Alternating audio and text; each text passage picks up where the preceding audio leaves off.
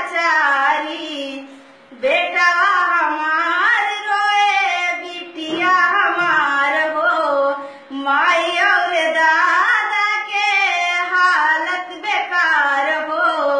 कैसन जुलुमा कैला भारी ये मोदी तू ता कैला अत्याचारी।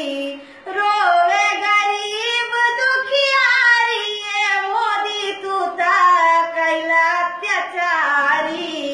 नोट लेके घूमी गाली मिले ना अनाज हो, भूखे पेट सुतल बाटे पूरा परिवार हो।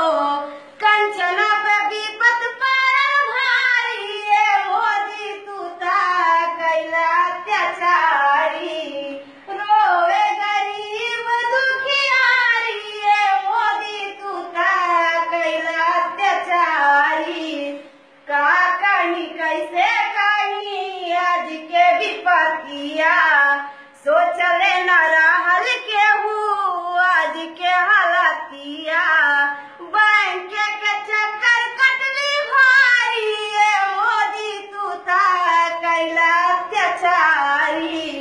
रोवे गरीब दुखियारी ये मोदी तू ता कैला अत्याचारी। बेटी के बियाह रहल कट गइल बियाहवा, डोली कहार नहीं आइल दुआरवा। पियावा कमा के थकी हारी ये मोदी तू ता कैला अत्याचारी। रोवे गरीब दुखियारी ये मोदी तू ता कैला अत्याचारी। सास हमार पारी गरीलिन बीमार हो, सासुर के हालत आज हो गई खराब हो। काला धन पे सूते रजवाड़ी ये मोदी तू ता कैला अत्याचारी। रोवे गरीब दुखियारी ये मोदी तू ता कैला अत्याचारी।